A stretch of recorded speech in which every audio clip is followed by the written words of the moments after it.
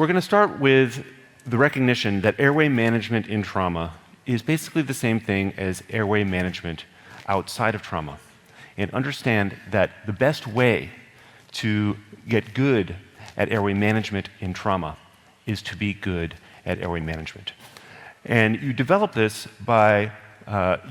expertise by using good airway habits, which you cultivate using a checklist, an airway checklist every time. This is mine, but there are lots of airway checklists, but mine is the best. Use an airway checklist every time. And pick a small number of airway tools. Don't try to master every toy. Just pick a few devices and use them repeatedly. I recommend a standard geometry video laryngoscopy blade, a bougie, a second-generation supraglottic airway, and a single-use flexible endoscope. If you incorporate these devices into your routine and get good at them, you will be able to manage any airway there is. None of this is specific to trauma airway, but it's the most important part of trauma airway. Develop an airway management plan that is specific to the tools that you use. And there are many plans, but this is the best plan. Develop your plan. Make it specific to your routine, and you will be ready for any trauma airway and any non-trauma airway. But there are a few specific considerations we should talk about in trauma airway. And we'll start with the ATLS approach to airway management, which stipulates that intubation is always the first step in trauma resus. If we have learned nothing else in emergency airway management over the last 20 years, it is that you do not intubate hypoperfused patients unless you absolutely have to, because they will arrest during or immediately after the procedure. The majority of critically injured patients, including most with low GCS, do not require immediate intubation. So, if your head trauma patient also has other serious injuries and is in shock, resuscitate before you intubate. Now, if your patient will not oxygenate after you've opened their airway and provided supplemental oxygen, you're going to have to intubate. But do this in parallel with the rest of your team's trauma resuscitation. And then there's the agitated trauma patient who may or may not have a serious injury, but they won't let you manage them for agitation. Usually you can fix the situation with a conventional titratable sedative like droperidol or midazolam. That's the right side of this diagram. But sometimes the patient is severely agitated and also possibly severely injured. This is a really dangerous situation. And in these cases, if you can prepare and pre-oxygenate, it's reasonable to just RSI them and take control of the airway and take control of the patient that way. But a slick alternative is to dissociate this patient with ketamine and then take care of all of your priorities of trauma resuscitation, including CT, under procedural sedation. And then if it turns out that the CT scan shows no serious injuries, you can just let the patient emerge from ketamine dissociation, and you've saved yourself an intubation, which is a big win. I'll say more about this tomorrow, but let me quickly mention that ketamine is not contraindicated in brain injury, and in fact, ketamine is often the best induction agent in the brain injured patient because no patient needs their blood pressure defended more than the brain injured patient.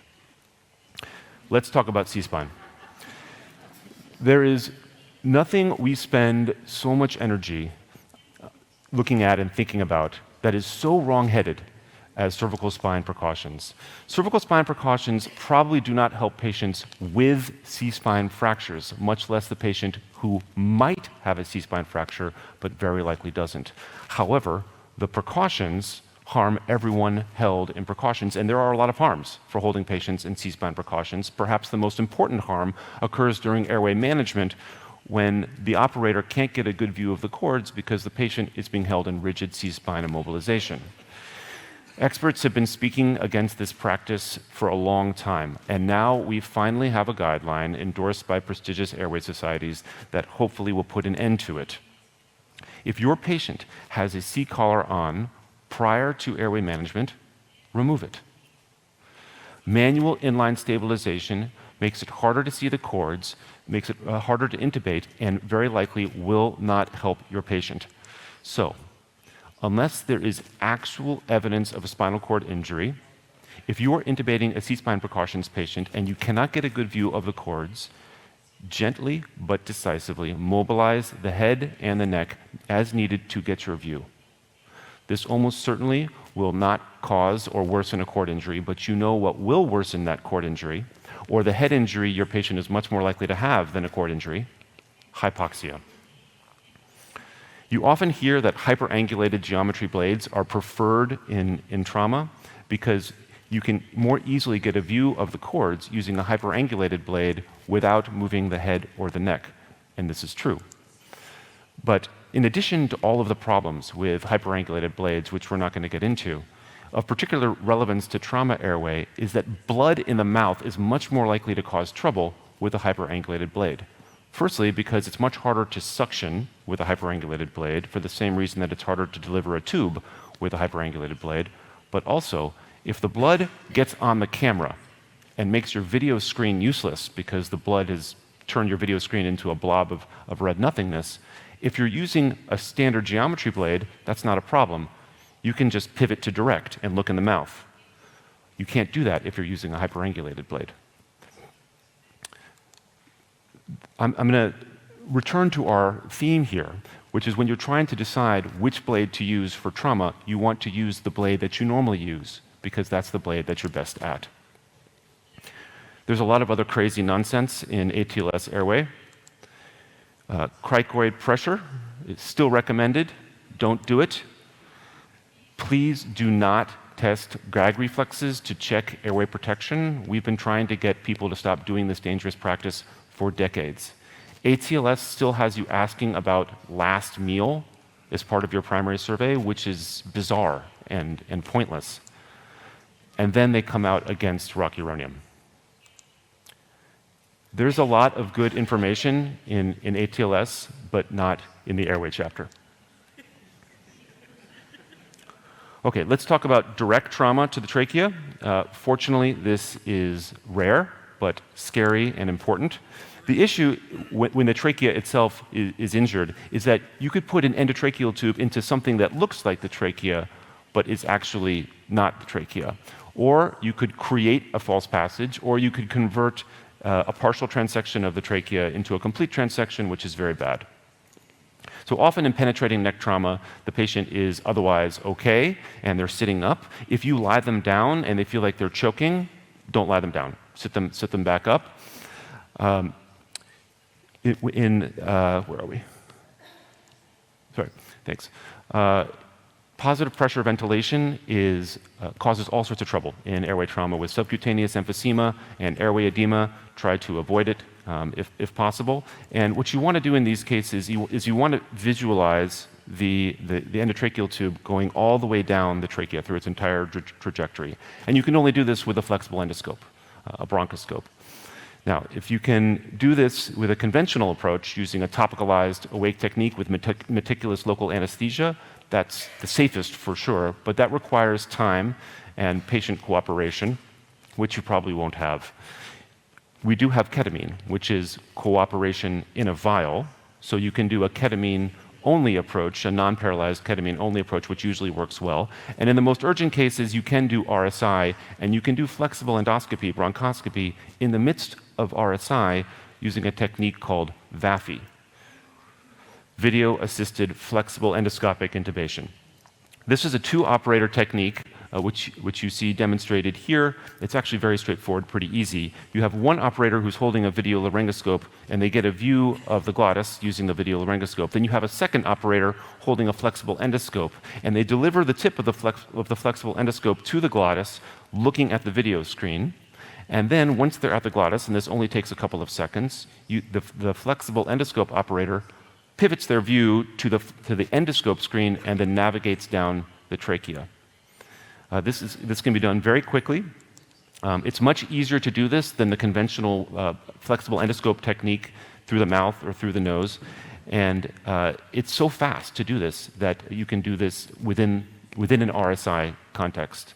Very powerful technique you see demonstrated here by two very handsome men. Sometimes somebody has already done a cric for you. If there's a hole in the neck with bubbling blood coming out of it, consider putting a tube down that hole. Ideally, you would stick a scope down there first to make sure. Speaking of blood, airway bleeding is much more common than tracheal injury and is also scary because the patient who is bleeding rapidly into their mouth is in trouble for three reasons. Firstly, because that blood is going to block your view of the cords and it's going to make them difficult to intubate. So immediately you have a difficult airway whenever there's any blood in the mouth. Secondly, that blood can be aspirated into the lungs, which is also very dangerous. And then also, a lot of bleeding into the mouth is a lot of bleeding. Uncontrolled airway bleeding is an RSI case. This is not the patient to try to keep awake using a breathing approach. Either you succeed quickly in laryngoscopy or you're doing cricothyrotomy. You always want to be ready for cricothyrotomy, but in a bad airway bleed, you want to be particularly ready. We'll come back to cricothyrotomy in a moment. The next step is, where are we? So the first step is to have wide bore suction available. It's strange and bizarre that the Yankauer suction catheter remains routine, the routine catheter. The Yankauer was developed over 100 years ago, not to be effective, but to be gentle. And this doesn't work well for anyone that has fluids in the airway, and it's strange that it continues to be the standard. There are now a variety of large bore suction devices that are far better than the Yankauer for clearing fluids, and that's what you want to have available. In this context, it can be life-saving. You want to have two of them ready so that you and your friend can do suction at the same time, including when you're trying to deliver the tube, your friend can continue suctioning because you're both looking at the same video screen. Very powerful. This picture, by the way, the person on the left in this picture is your next speaker, Felipe Turan, 15 years ago when he was a resident. I don't know how his talk is going to go, but I can assure you he's very well trained.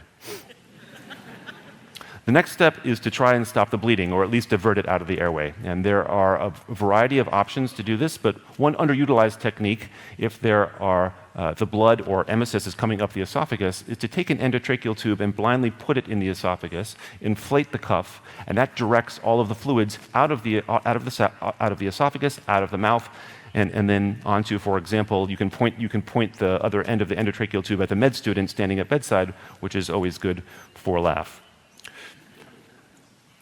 As with the laryngotracheal trauma patient, you want to try not to bag these airway bleeding patients because that will force the fluids back into the trachea. And then again, recognize from the outset that these patients who are exsanguinating into their airway may require cricothyrotomy. We're going to do a cricothyrotomy simulation tomorrow, so I'm going to conclude with a few words on cric readiness. The most important point here, which I've represented as a poem, is that you have to know a technique, and you have to have materials for that technique at bedside every time you intubate. Contemporary video laryngoscopy is an amazing tool and makes cricothyrotomy rare. I can't remember the last time that I couldn't get an intubatable view of the cords. But if you don't have the materials you need to do the cricothyrotomy technique that you know how to do at bedside at the start of the case, when it turns out that laryngoscopy fails and ventilation fails, you have almost guaranteed that you will not be able to perform cricothyrotomy until it's too late. I've chosen for myself the scalpel finger bougie tube technique, which we're going to demonstrate tomorrow. Part of what makes this technique attractive is that you only need a few pieces of equipment that are very familiar and already on hand. So I have a little bag with these materials with me on every shift, and before I intubate anyone, I just stick it in my pocket. You can see that it's all crumpled up here, and I've never used it, and perhaps I never will. But being cognitively and materially prepared for plan A, B, and C, where C is cricothyrotomy, at the outset of every case is what airway expertise is all about. So the materials need to be at bedside every time you're holding a laryngoscope. That's the most important thing. But sometimes like in the cases that we've been discussing, you have a particular concern that laryngoscopy is going to fail. And in these cases, there are a few other things you can do to make success in cricothyrotomy more likely. The first thing is, instead of just having the kit at bedside, you can open the kit. Also, you can mark the neck. Marking the neck, those marks may not end up being useful when you go to do the procedure, but when you mark the neck, you really change the psychology in the room. You say to everyone, and most importantly, yourself, that this is a procedure I'm very concerned about, this is a procedure that really might happen. And then lastly, have your friend ready at bedside with a scalpel in their hand, ready to go with a double setup if needed. These are the things that you can do to make it more likely that when it's time to do cricothyrotomy, it will happen when it needs to happen. So that's trauma airway in 15 minutes. Remember that the most important trauma airway skills are your airway skills. Thanks for your attention.